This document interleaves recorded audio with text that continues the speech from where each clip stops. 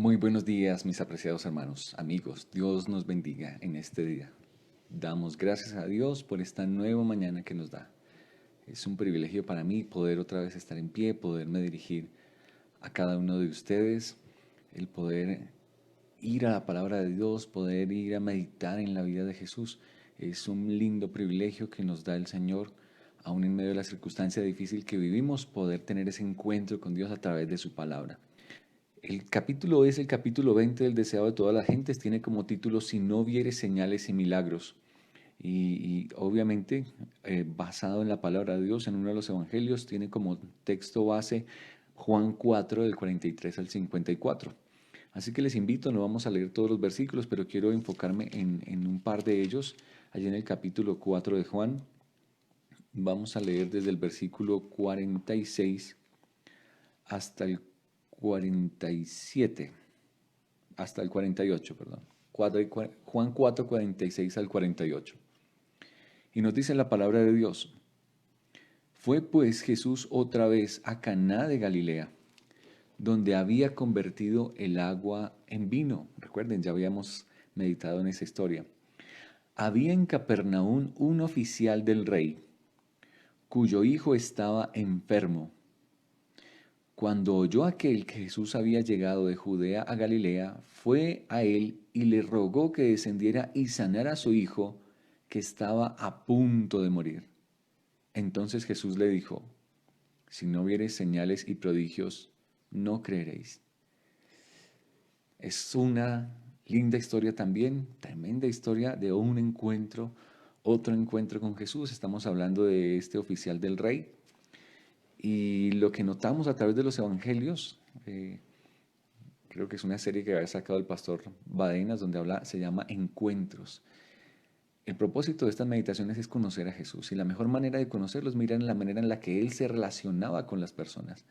Y este es otro encuentro que tiene Jesús con un personaje, la Biblia lo llama el oficial del rey. Y vamos a ver esta historia que tiene para hablarnos a nosotros, porque tal vez nosotros nos identifiquemos con muchas de las cosas que ocurren en esta historia. Capítulo 20, el deseado de todas las gentes: Si no vieres señales y milagros. Nos cuenta allí la Biblia y nos cuenta la historia de que los galileos que se habían encontrado, se habían dado cita en la fiesta de la Pascua, ya estaban regresando a sus hogares contando todas las cosas admirables que habían visto allí. Recuerden que allá en la fiesta de Pascua fue que ocurrió el evento de cuando Jesús con las cuerdas sacó a los cambistas y a los vendedores y a todos los que habían tomado la casa de Dios como un mercado. Y todas esas cosas se habían escuchado, y entre el pueblo eran muchos los que lamentaban los abusos cometidos, dice, en el templo, y la codicia y la arrogancia de los sacerdotes. Así que cuando escucharon y vieron lo que había pasado allí, esperaban que este hombre, este Galileo, pues él era de Belén, pero como lo habían visto crecer en Galilea, que había ahuyentado a los gobernantes, fuera el libertador que ellos anhelaban. Y entonces, como habíamos mencionado, ya se rumoraba entre el pueblo, voz a voz, que este podría ser ese libertador que ellos esperaban.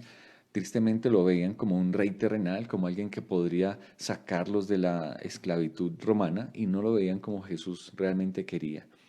Así que empezó a cundir ese mensaje, pero había un lugar donde no creían en él, y era en Nazaret. Jesús había crecido allí, lo habían visto crecer en el hogar humilde de María, ahí ayudando en la carpintería de José. Así que allí no creían mucho. Por esta razón dice allí que Jesús no visitó a Nazaret mientras iba a Caná. Dice más abajo que el Salvador declaró a sus discípulos que un profeta no tenía honra en su propio país. Y hay una línea que subrayé que dice: los hombres estiman el carácter por lo que ellos mismos son capaces de apreciar. Y apreciados hermanos, tristemente eso es una realidad entre los seres humanos. Nosotros tendemos a apreciar a las personas o a darles el valor por lo que a nosotros nos parece que es de estima. Y muchas veces tendemos a medir a la gente por lo que tiene, por la manera en que viste, tal vez por el título académico que tiene. Y entonces cuando no llena nuestra expectativa, tendemos a despreciar o a menospreciar o a quitar el valor a una persona. Entonces tendemos a medirlo en el tipo de vehículo que tiene. Recuerdo que alguna vez escuchaba a un hermano en nuestro distrito, tal vez nos está escuchando en este momento, que nos comentaba de que había llegado a cierto lugar en su vehículo y cuando había llegado a ese lugar, al ver el tipo de vehículo, que lo miraron, le revisaron, le bajaron, de dónde viene, para dónde va, casi que no lo dejan entrar. Pero hace poco que lo pudo cambiar y compró ahora una camioneta, entonces llegó a ese mismo lugar y cuando lo vieron llegar en ese carro, no le dijeron nada, simplemente "Singa, pase". ¿Qué hizo la diferencia? Llegué al mismo lugar simplemente porque me vieron un carro diferente.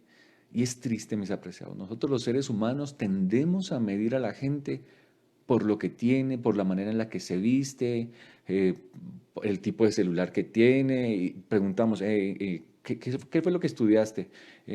No, y nosotros mismos tendemos a sentirnos menos cuando tal vez no damos el nivel de las demás personas. Pero mira, esta historia nos está hablando acerca de eso. Lo que los hombres ven no es lo que Dios ve. La gente te puede medir por el nivel académico, la gente te puede medir por el dinero que tú tengas, por la marca de ropa con la que tú te vistes, pero Jesús no mira eso y de hecho a Él no le interesa ese tipo de cosas. Y aquí hay una lección importante porque esto fue justamente lo que este hombre vio en Jesús y ese tipo de cosas casi le cuesta la vida de su hijo. Vamos a mirar. Los de miras estrechas, dice aquí, y mundanales, juzgaban a Cristo por su nacimiento humilde, por su indumentaria sencilla, por su trabajo diario. Por eso allí los de Nazaret, como lo vieron crecer, como lo vieron, no le veían la estima a Jesús. Y apreciados, que no perdamos de vista qué es lo que Jesús realmente ve. Jesús ve el corazón. Y nosotros no caigamos en la trampa del enemigo también a medir a las personas por lo que ellos tienen o por la imagen que ellos muestran. Dios ve el valor de una persona realmente en lo que es un hijo de Dios, un ser humano que ha sido pagado por un precio infinito por la sangre de Cristo Jesús. Dice allí que las nuevas del regreso de Cristo a Galilea no tardaron en cundir por toda Galilea. Allí en Galilea se encuentra Nazaret, que era un lugar de Galilea, se encuentra Nahum y se encuentra Capernaum. Capernaum es el lugar donde se conoce que, perdón, se encuentra Caná, que era donde Jesús se encontraba en ese momento, y se encuentra Capernaum. Capernaum dice allí la Biblia que es de donde venía este oficial del rey. Y hay algo interesante que queremos resaltar. Capernaum, la palabra Capernaum significa la aldea de comodidad, el lugar cómodo. Caná, que era en donde se encontraba Jesús haciendo, había hecho lo del milagro del vino, allá es el lugar de los juncos. Tal vez un lugar de juncos es un pantano. Y hay algo interesante que notar. Dice que en Capernaum la noticia atrajo la atención de un noble judío que era oficial del rey. ¿Dónde vivía el oficial del rey? En Capernaum, en la aldea cómoda. Capernaum significa aldea y Naum significa paz, comodidad. Así que este noble, dice allí, era noble, era oficial del rey y al ser oficial del rey pues tenía un estatus social, tenía una capacidad económica. De hecho, el rey en ese momento pues era el rey Herodes, el que Jesús había dicho que lo llegó a llamar zorra porque el hombre era corrupto. Y entonces al ser este hombre oficial del rey, pues tenía una cierta estabilidad económica, tenía una capacidad adquisitiva, seguramente tenía una buena casa, vivía en una comodidad allá en la aldea de la comodidad, en Capernaum, pero ahora se vio obligado a bajar al pantano, a Caná, a buscar a ese hombre que le habían dicho que tenía cierta capacidad y podía hacer algo por su hijo. ¿Cuál era la circunstancia? Dice allí, el hijo del oficial se hallaba aquejado de una enfermedad que parecía incurable. Y yo creo que aquí hay algo importante que resaltar. ¿Qué hizo a este hombre salir de su comodidad, de su zona de confort? Ah, mis apreciados, cuando algo toca nuestra vida, cuando en este caso, como este caso de este joven, de este hombre, cuando una enfermedad toca a uno de nuestros seres queridos, te saca de tu estado de comodidad, te saca de tu zona de confort. En este caso era una enfermedad que tenía su hijo que dice que parecía incurable. Y yo no sé, tal vez tú no estés afrontando un problema de salud. Si hay alguien que lo está haciendo, esta historia es para nosotros. Pero tal vez el problema que estamos afrontando sea algún otro tipo de problema, alguna situación económica, sea algún problema con tu familia, con tu esposa, que sientes que ya no tiene cura, que esa relación se acabó. Tal vez sea que sientes que tu hijo tal vez no está enfermo, pero está alejándose de los caminos del Señor y lo sientes que está perdido por allá en un vicio, tal vez un vicio electrónico, no necesariamente un vicio, o tal vez sea un vicio. Y ahora cuando sentimos la pérdida, cuando sentimos que algo se nos está saliendo de las manos, cuando sentimos que algo no tiene solución, ahora somos obligados a salir de nuestra zona de confort. Y eso fue lo que le pasó a este pobre, digo pobre, porque aunque era rico y era noble y era oficial del rey, seguramente tenía su casa con piscina en el patio y tenía su buen garaje con sus dos automóviles y sus cuentas. En este momento se dio cuenta de que el dinero y toda su comodidad no le servía para solucionar la terrible situación que afrontaba.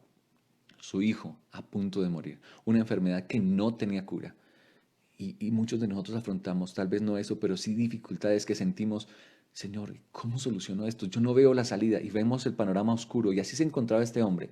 Y cuando ya vemos que no hay solución y que el panorama está oscuro y no hay quien nos pueda solucionar, entonces tenemos que bajarnos de allá, de la cúpula en la que nos encontramos, de nuestra zona de confort. Y si es necesario, nos toca ir a probar el polvo de la tierra. Y así le pasó, a este sale de Capernaum, sale de la aldea de la comodidad y tiene que descender al pantano en busca de una posible solución que le habían dicho que podría hallar en Jesús. El padre oyó hablar de Jesús y resolvió pedirle ayuda. Entonces él decide, voy a buscar, ya he agotado todo, he buscado médicos, ya me dijeron, lo desahuciaron, no hay una manera de solucionar. Dice allí, los médicos lo habían desahuciado, o sea, ya humanamente le dijeron, no tiene solución. Y cuando nosotros nos encontramos en esa situación, que humanamente no vemos solución, mis apreciados, si tenemos que descender al pantano en busca de Jesús, es necesario hacerlo. Eso fue lo que entendió este hombre. Y entonces él descendió a Caná en busca de Jesús y dice que al llegar a Caná encontró a una muchedumbre que rodeaba a Jesús, una multitud. Y un hombre de estatus, cuando ve la multitud, cuando ve la gente, ¡ay, qué pereza! Que toda esta multitud, que es toda esta gente, qué bullicio, y seguramente pasaba ante la gente mirando, ¿y quiénes son todos estos pobres, mal vestidos? Y en medio de esta gente es que yo tengo que buscar a Jesús. Sin embargo, había una necesidad en su corazón. No, no me importa. Sí, esto está muy difícil, pero me tocará al menos si salgo rápido de esta situación. Y saben, mis apreciados, hay mucha gente que está así ahorita en este mundo. Están pasando una angustia por toda la pandemia que está ocurriendo. Y muchos tienen que agachar su cabeza y llegar a someterse y empezamos tal vez muchos a buscar a Jesús y a buscar de Dios y tal vez ese momento en donde nos habían dicho, no, es que no quiero que me hable de Jesús, no quiero de Biblia, yo estoy muy ocupado en mis negocios, en mi trabajo, pero cuando ahora esta guerra espiritual, esta situación difícil nos ha tocado a todos, entonces tal vez tenemos que hacer parte de esa multitud, porque nos ha puesto al mismo nivel. Aquí ya no tiene que ver si tienes dinero, si tienes un título, si tienes un carro, si tienes una buena posición. Mira, a tu casa también puede llegar este virus. Y entonces cuando nos ponemos en ese nivel, ahora todos tenemos que estar haciendo parte de esa muchedumbre.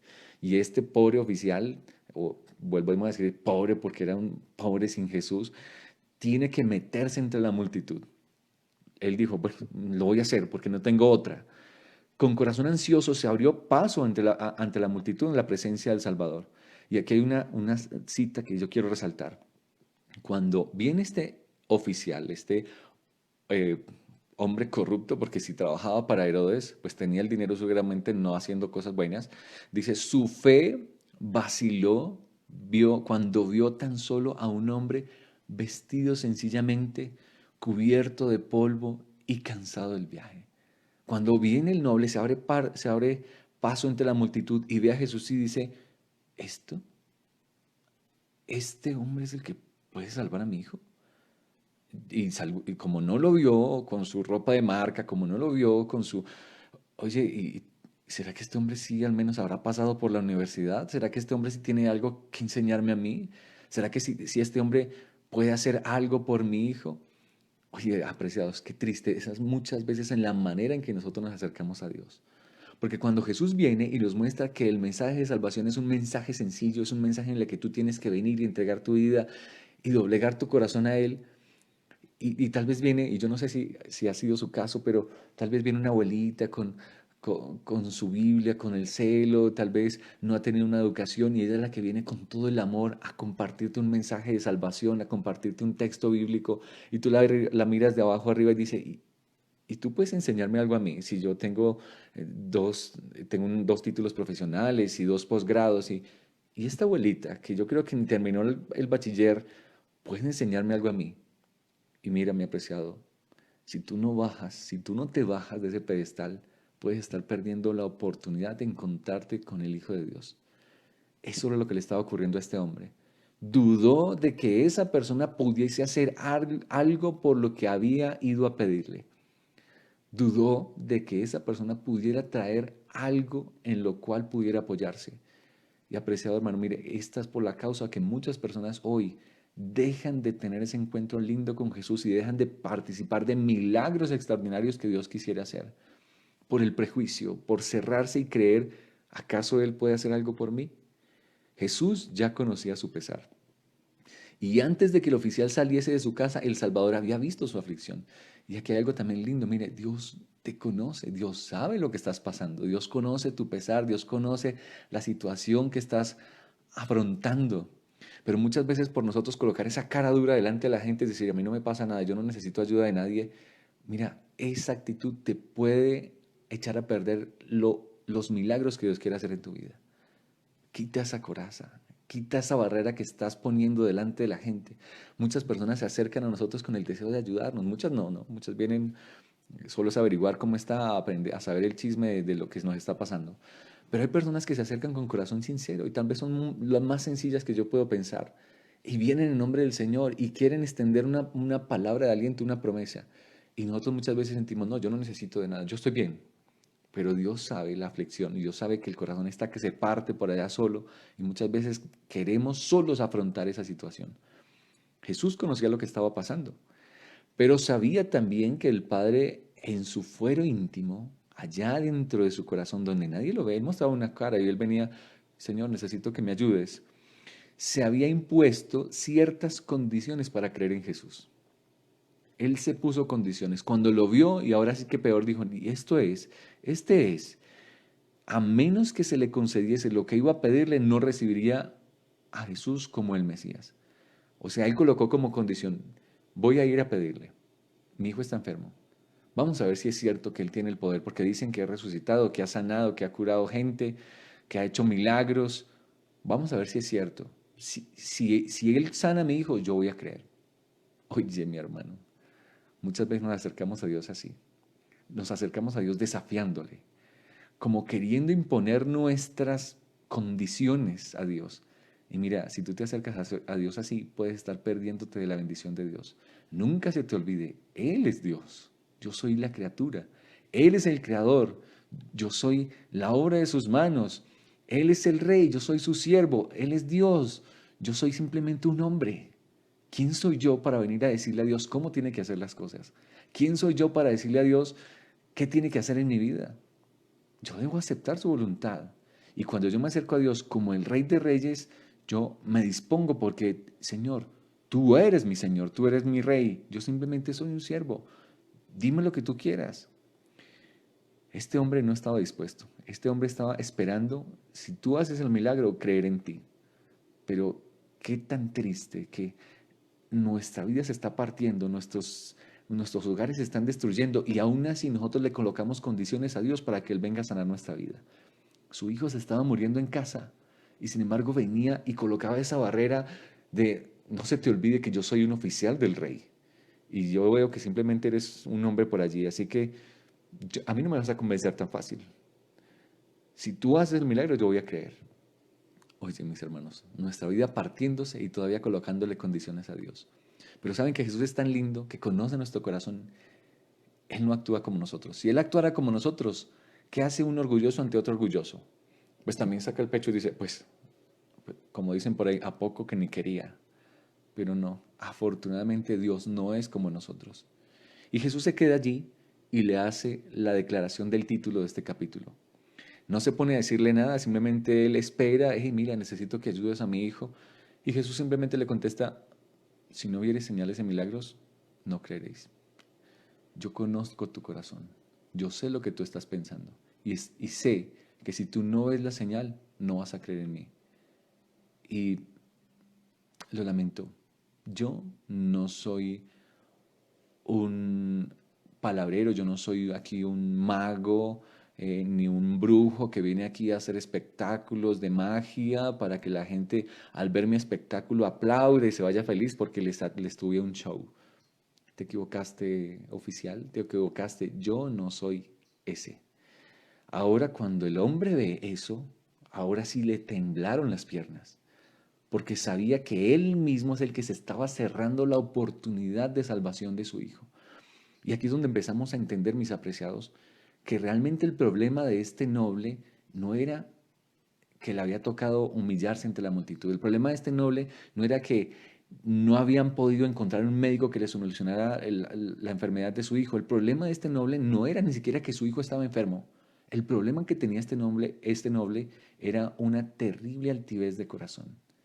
Y apreciados, es el mismo problema que muchos de nosotros tenemos. Nosotros creemos que nuestro problema es mi problema financiero. Yo creo que el problema es mi esposa, que yo no sé qué le vi. El problema es mi esposo, porque tanto me advirtió a mi mamá y me casé con él.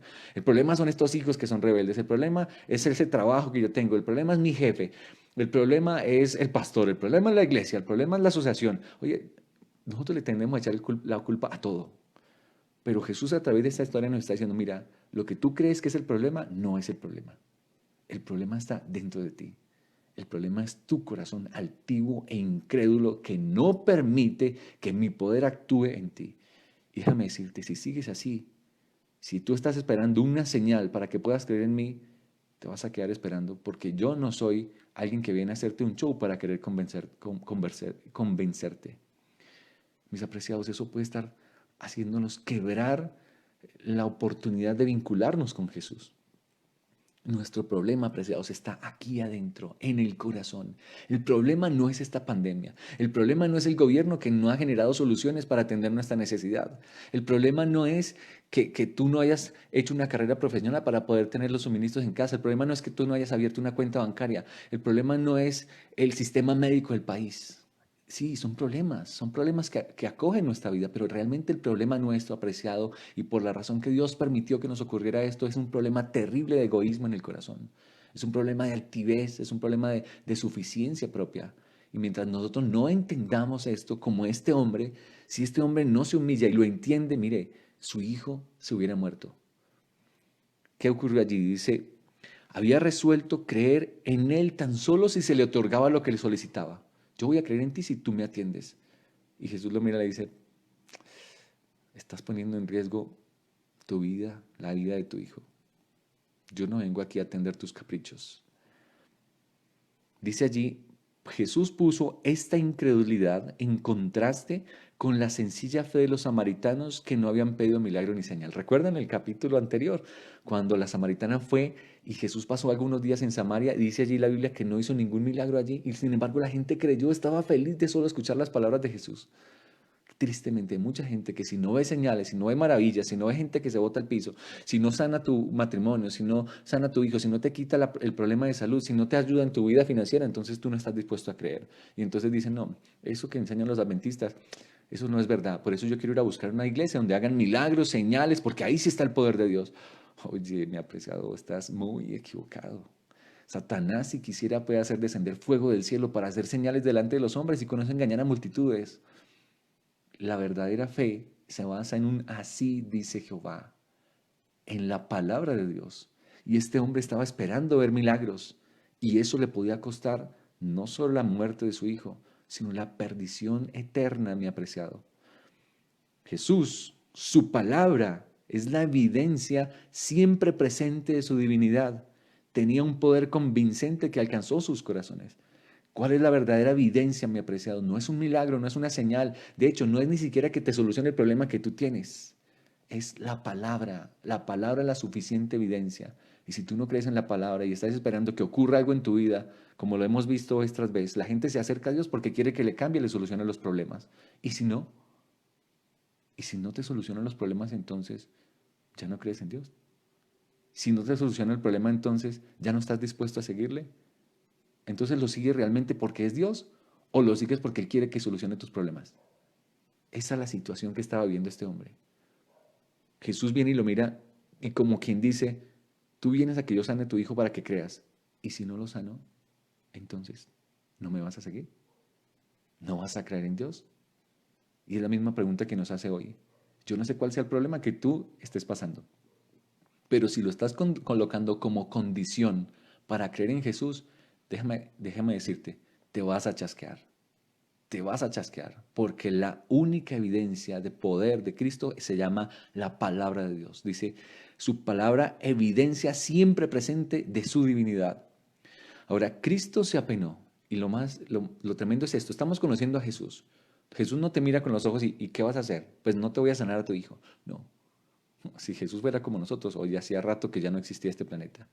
Pero dice, Jesús se apenó de su propio pueblo, al cual habían sido confiados los oráculos sagrados, o sea, las profecías, la escritura.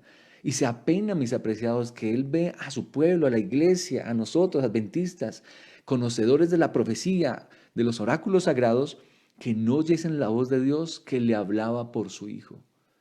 Él se apena de que nosotros hoy, conociendo esta palabra, no atendamos a la voz de su palabra y estemos esperando cualquier otra manifestación como le pasaba a los judíos. La palabra es suficiente evidencia. Dice allí, deseaba no solo sanar al niño, Jesús deseaba hacerlo. Mira, yo quiero decirte algo. Jesús desea, anhela solucionar tu problema, atender tu caso financiero, ayudar en tu hogar, rescatar a tus hijos, sanar tu enfermedad. Él lo desea hacer. Él lo desea hacer. No crean que es que Él está ya sentado mirando, pues que no, esta no me parece, no lo voy a sanar, no te voy a ayudar. ¿Estás en problemas? No, no te quiero ayudar. No, Dios no actúa así. Él desea hacerlo. Por Él quisiera ya sanar, solucionar y acabar con todos los problemas de este planeta. Él lo quisiera hacer ya. Él lo quisiera hacer. Dice, Él desea no solo sanar al niño, sino que Él desea también otra cosa, sino hacer participar al oficial y su casa de las bendiciones de la salvación y encender una luz en Capernaum, en las zonas donde hay comodidad. Jesús no solo desea solucionar tu problema, y eso es lo que Él quiere que entendamos. Mira, yo no quiero solo venir a solucionarte la vida, que tú sigas viviendo en pecado. Lo que yo quiero que tú entiendas es que yo te quiero salvar. A mí no me interesa que tú vivas en la aldea de comodidad, en la Capernaum aquí en la tierra, que tengas tu casa, tu beca, tus vacaciones, tu carro, que puedas viajar por el mundo. ¿De qué me sirve que estés en este mundo si este mundo se va a perder, va a ser destruido? A mí lo que me interesa es que estés conmigo en el cielo. Y si eso es a costa de pérdida, dolor en la tierra, pues yo quiero que lo entiendas. Y me gusta utilizar esta pequeña ilustración. Cuando un niño es un bebé y nosotros lo llevamos como padres al médico, él es un bebé y él necesita aplicarse unas vacunas, porque en este mundo no solo el coronavirus, ya existen virus hace miles de años. Y gracias a Dios ha dado sabiduría a profesionales para que hagan vacunas. Y cuando son pequeños nuestros hijos los llevamos a que se apliquen las primeras vacunas.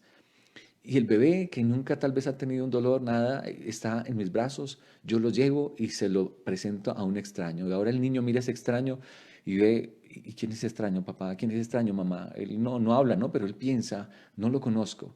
Ahora yo vengo como padre porque él confía en mí y yo lo suelto en las manos de ese médico. Y entonces él le destapa allí el bracito, le destapa la piernita y saca una jeringa con un medicamento que tiene que aplicárselo y el niño no está entendiendo qué está pasando, mira esa aguja como si fuera un puñal que va a atravesar su corazón y mira al padre, mira a la mamá y no vas a hacer nada, me vas a dejar en las manos de este verdugo tenebroso que me quiere destruir.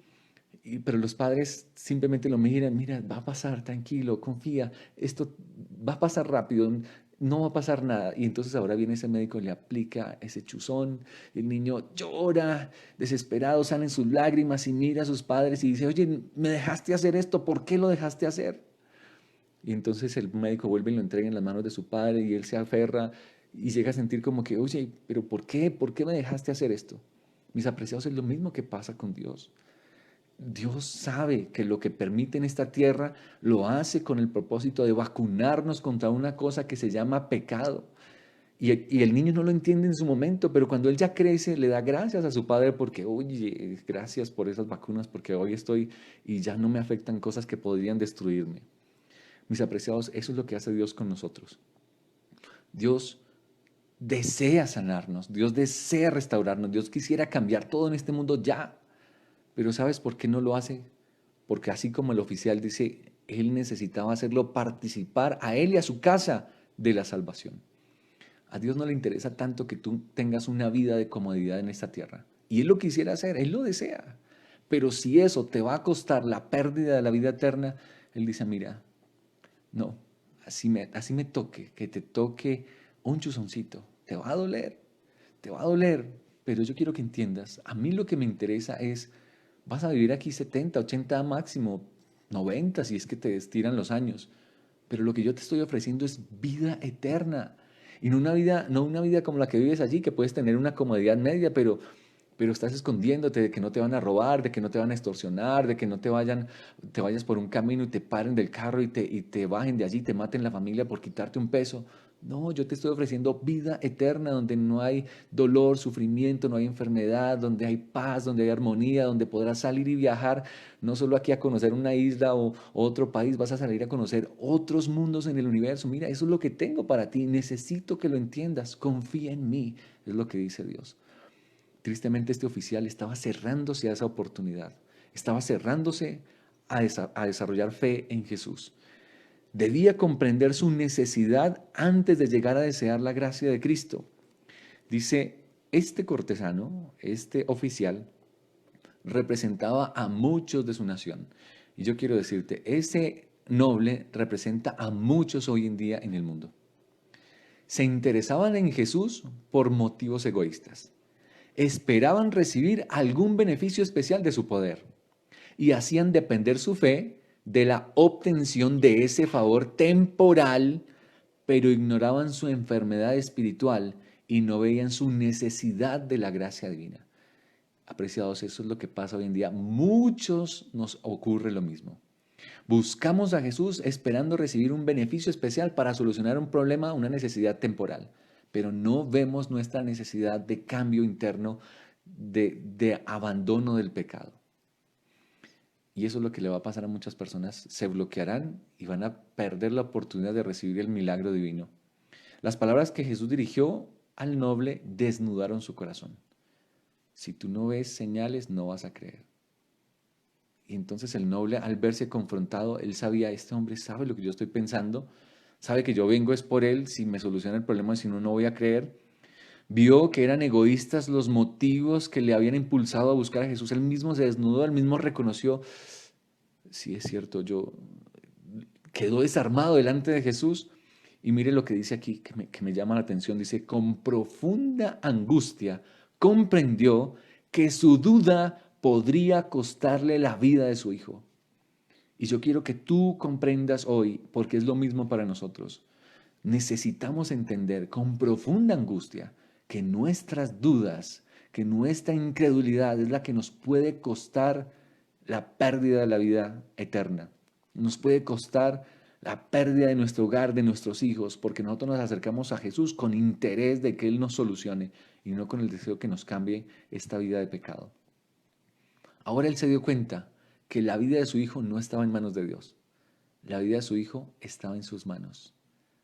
Que la vida de su hijo, obviamente siempre todo está en manos de Dios, pero dependía la vida o la muerte de su hijo no de Jesús. Jesús estaba dispuesto a hacerlo, pero era él, su incredulidad, su duda, lo que le estaba impidiendo la sanidad a su hijo. Ahora, mi apreciado, cuando nosotros comprendemos esto, no nos queda otra que hacer lo que este hombre hizo, caer a los pies de Jesús. Dice allí, sabía que se hallaba en la presencia de un ser que podía leer sus pensamientos, para quien era todo posible, y con verdadera agonía suplicó, Señor, desciende antes que mi hijo muera. Y esa es la oración que nosotros deberíamos hacer en este momento. Señor, desciende, porque nosotros por nuestro orgullo, nuestra altivez, estamos dejando que nuestras relaciones se destruyan, pero cuando entendemos esto, necesitamos pedirle a Jesús, Señor, desciende antes que mi hogar se acabe. Desciende antes que mi hijo se me salga completamente de las manos. Desciende, Señor, antes que esta altivez de mi corazón destruya las relaciones con mi familia. Desciende antes de que esta crisis económica me acabe. Desciende, Señor. Y eso es lo que necesitamos pedirle a esta hora. Señor, desciende. ¿El Señor está dispuesto a descender? Claro que sí. Él nunca se ha negado una petición, pero no puede ser por un motivo egoísta y por altivez de nuestro corazón.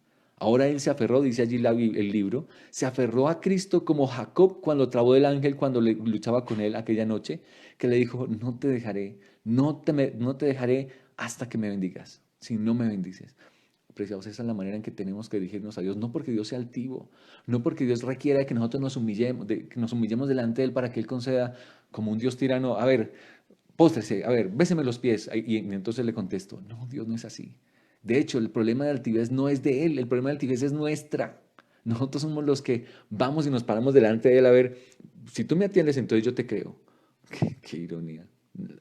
Las criaturas, seres tan frágiles como nosotros, que hoy estamos y mañana ya nos desvanecemos como las nubes, nos atrevemos a pararnos delante del sol de Dios, del ser soberano del universo, a colocarle condiciones para creer.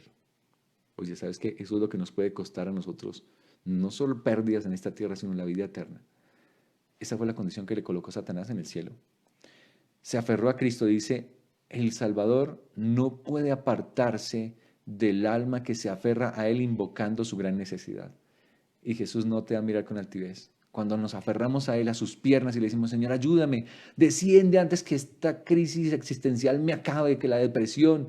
Entonces Jesús dice, no se puede apartar. Si tú vienes a mí, yo no te puedo dejar. Es que yo te amo. Es lo que motiva el corazón de Dios es el amor por nosotros. El noble. Entonces Jesús, ¿qué le dijo? Ve, le dijo, tu hijo vive. Vete, tu hijo vive. Uy, qué cosa tan tremenda. No lo vio sanar, no fue hasta su casa. Allá no tiene un celular para llamar y decir, oiga, amiga, ¿cómo es que está el niño? ¿Ya se recuperó? Porque aquí Jesús dijo que ya se había recuperado. ¿Ya se sanó? No. Él tenía que creer en eso. Le dijo, vete, tu hijo ya vive. Él tuvo que caminar horas para llegar hasta Caná. Tenía que volver otra vez hasta Capernaum. ¿Quién le daba la seguridad de que su hijo ya estaba sano? Apreciados, él se soltó tanto en las manos de Dios que él decidió creer en lo que Jesús le dijo. ¿Y cómo lo sabemos? Dice allí, el noble salió de la presencia de Jesús con una paz y un gozo que nunca había conocido antes. Y apreciados, esa es la paz que Jesús trae en nuestro corazón. Él no salió, él salió de una vez con la seguridad de que su hijo no lo estaba viendo, no lo vio ya jugando, corriendo, no vino a hacerle un examen médico a ver, oiga, es que revíseme a ver si todavía tiene el cáncer. No, él creyó en lo que Jesús le dijo y ese creer en Jesús produjo paz en su corazón. Apreciados, y esa es nuestra mayor necesidad. Este hombre entendió que el problema que él creyó que era su problema, que era la enfermedad de su hijo, no era el problema. Él entendió que el problema se encontraba en dónde, en él, en su corazón. Y si nosotros lo comprendemos, mis apreciados, puede ser que este mundo se desplome, puede ser que se acabe, pero tú vas a estar tranquilo porque entendiste, Señor, lo importante es que yo tenga paz contigo. Este mundo va a pasar y todas las cosas con él, pero lo eterno, lo trascendente me espera, Señor, y voy por esa corona de gloria. Eso entendió este hombre. Dice, con firme confianza creía en Cristo como su redentor. Y dice allí que más adelante dice, la distancia que medía de Caná a Capernaum habría permitido al oficial volver a su casa esa misma noche. Él podía haberse devuelto rápido, yo necesito llegar antes de que caiga la tarde para ver cómo está mi hijo. Pero ¿saben qué dice el libro? Que él no se apresuró. Pero él no se apresuró en su viaje de regreso. De hecho, se quedó esa noche en Caná. ¿Cómo hubieras sido tú? ¿Hubieras podido descansar tranquilo esa noche sabiendo que tu hijo estaba a punto de morirse y no volviste a ver cómo estaba? No, él pudo llegar y quedarse, no sé, en una posada allí en Caná. Él tenía el dinero para hacerlo, se quedó y saben, mis apreciados, esa noche pudo dormir tan tranquilo. No tenía un mensaje de WhatsApp, no le habían dicho sus amigos, no tenía una llamada telefónica, pero él descansaba tranquilo, confiado. La vida de mi hijo está en las manos de Dios. ¿Por qué? Porque Jesús me lo prometió. Y él se acostó, durmió esa noche no más de plácido y a la mañana siguiente, hasta la mañana siguiente, se fue. Y cuando salió para encontrar a Jesús, su corazón estaba, dice aquí el libro que cuando salió para encontrar a Jesús, su corazón estaba apesadumbrado. Pero al día siguiente, ese día iba descendiendo hacia Caná, hacia el pantano, hacia al lugar de los juncos. El sol estaba radiante, pero dice, el sol le parecía cruel, los cantos de las aves le parecían una burla. ¿Cuán eran diferentes los sentimientos al día siguiente? Toda la naturaleza tenía otro aspecto, veía con ojos nuevos. Mientras viajaba en la inquietud de la madrugada, toda la naturaleza le parecía alabar a Dios. Iba feliz, hermanos, iba feliz. No había visto a su hijo, pero ya iba feliz. Dice allí que el noble llegó allá y cuando llegó a ese lugar le preguntó a sus siervos, bueno, ¿ya qué hora se sanó el chico? La familia estaba ya absorta porque de un momento a otro, pum, el chico se levantó y empezó a correr como si nada. Y todos estaban pues felices, ¿no? No, pues qué pasó, no sabemos, pero bueno, gracias a Dios. Y cuando el hombre llega y les pregunta, él les dice, ¿a qué hora se sanó? A esta hora. Ah, pues esa era la hora que yo estaba hablando con Jesús. En esa misma instancia, en ese mismo instante Jesús sanó a mi hijo. El noble deseaba, mire qué ocurrió. ¿Cuál fue el milagro que realmente ocurrió? Mire, más que el milagro de la sanidad del hijo ocurrió fue un milagro en el corazón de él y en su familia. ¿Qué ocurrió? El noble deseaba conocer más a Cristo. ¿Qué fue lo que dejó ese encuentro con Jesús? Yo necesito conocer más a Jesús. ¿Por qué? Porque antes siquiera de ver a mi hijo sano, no lo había visto, trajo una paz en mi corazón que nunca antes había sentido.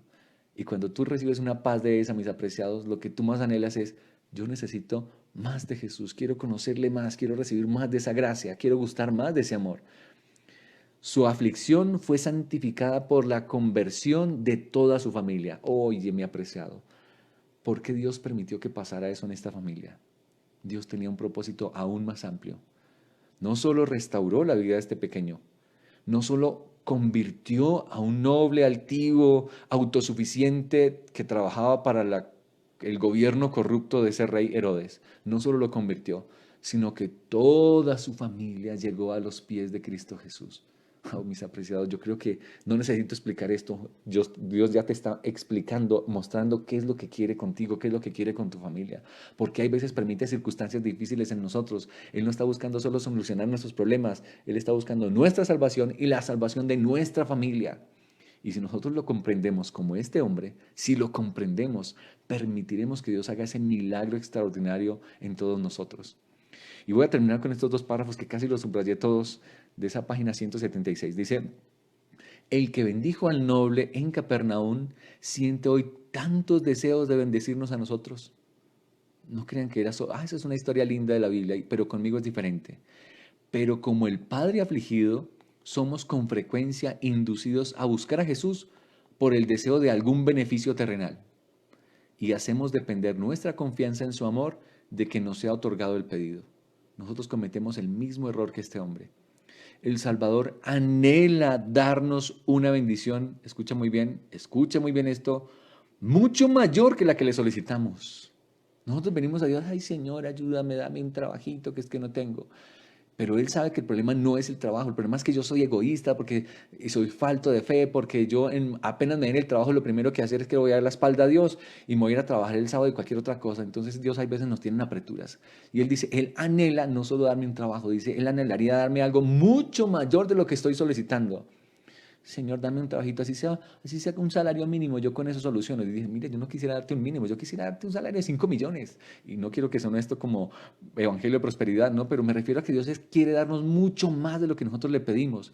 Pero ¿saben por qué se detienen las bendiciones? Óyeme, por la incredulidad de nuestro corazón, por esa dureza, por esa altivez, que si tú no me das, entonces yo no creo en ti. Dice, Él quisiera darnos una mayor de la que le solicitamos y dilata la respuesta a nuestra petición a fin de poder mostrarnos, escucha muy bien qué es lo que Dios quiere que tú entiendas y veas, a fin de poder mostrarnos el mal que hay en nuestro corazón y nuestra profunda necesidad de gracia. Estás pasando una crisis en tu hogar, estás pasando una crisis de salud, estás pasando una crisis financiera, tienes problemas con tus hijos, tienes problemas emocionales, sentimentales, la novia te dejó, bueno, mira, Dios dice, tú le estás pidiendo a Dios, Señor, ayúdame, sáname, quítame esto. ¿Y saben Dios por qué dilata la respuesta? Porque Él quiere que entiendas que el problema que tú crees tener no es tu problema. Él quiere que tú entiendas que el problema es tu corazón, el mal que hay en tu corazón. Dice, Él dilata la respuesta para mostrarnos el mal que hay en nosotros.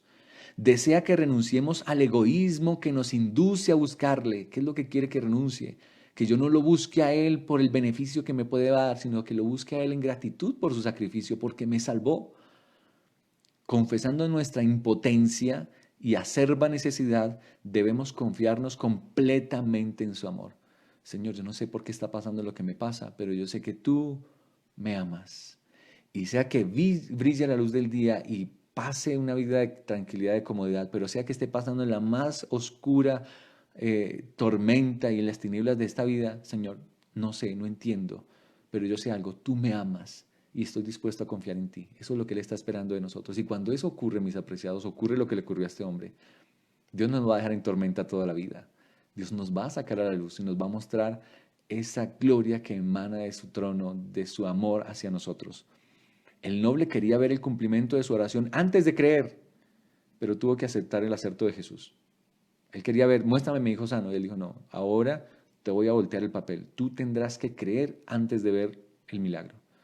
Y ahora el hombre tuvo que forzarse, Señor, si tú me lo dices, yo lo voy a creer. Oye, mi hermano, eso es una experiencia que necesitamos vivir.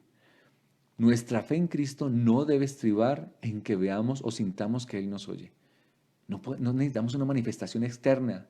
Tú tienes que creer, le oraste, fuiste de rodillas, le pediste a Dios que te ayudara por tu hijo, por tu salud, por tu trabajo. Yo tengo que creer en que Él me oyó y punto. Debemos confiar en sus promesas, para eso está la palabra de Dios. Cuando acudimos a Él con fe, toda petición alcanza el corazón de Dios. ¿Tú lo crees? No, pero es que yo le pido, pastor, y no pasa nada. Óyeme, si Dios está dilatando es porque hay algo en tu corazón que necesitas cambiar.